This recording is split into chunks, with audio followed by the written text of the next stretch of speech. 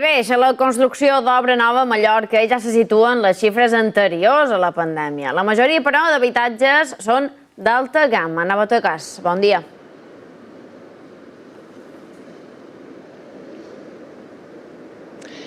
Bon dia, sí. Segons les darreres xifres del Col·legi Oficial d'Arquitectes Tècnics de Mallorca, fins al mes d'octubre han crescut un 16% el nombre de visats d'obra nova a Mallorca. Això en relació respecte del mateix període de l'any passat, del 2020, però també creix el nombre de visats d'obra nova respecte del 2019, d'abans de la pandèmia. Segons el Col·legi d'Arquitectes Tècnics, en els darrers anys hi ha hagut un boom de nova construcció d'habitatges d'alta gamma, de luxe.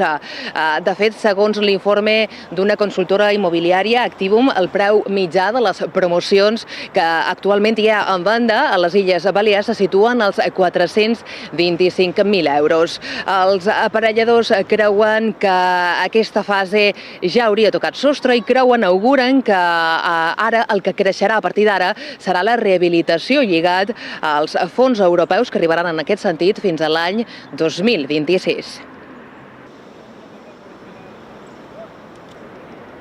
Fins al mes d'octubre, el Col·legi d'Aparelladors i Arquitectes Tècnics de Mallorca ha avisat 2.376 habitatges d'obra nova, una xifra que ja se situa per damunt de la del mateix període del 2019, abans de la pandèmia. En els darrers 2 anys, asseguren, les noves construccions s'han concentrat en bona part en el luxe, un segment que, segons el president del Col·legi d'Aparelladors, ja ha tocat sostre. Hemos pasado una época en la que la vivienda de alto standing ha arrasado. Esta época ya se ha ido diluyendo en el tiempo por toda la obra pública que se ha estado haciendo desde el IBABI. 2020 y 2021 han sido unos años en los que la vivienda de lujo ha tocado techo.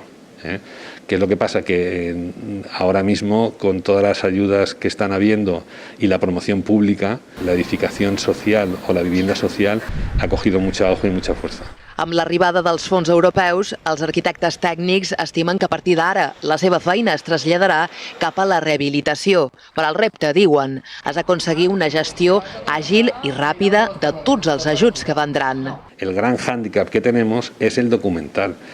Tenemos que mirar de qué manera, en el momento en que entre una declaración responsable, si se mantiene, o una licencia de obras en el ayuntamiento, esto se tramita con rapidez. No puede ser que estemos 1 año y medio para recibir una licencia de obras cuando estamos pendientes de unas ayudas que están concedidas. Els col·legis d'aparelladors, el d'arquitectes i el d'administradors de finques faran feina conjuntament a les Balears per gestionar aquests ajuts que subvencionaran les obres que suposin una millora en l'eficiència energètica. El govern ha de publicar encara la primera convocatòria d'aquests ajuts, que suposarà per a les illes més de 28 milions d'euros.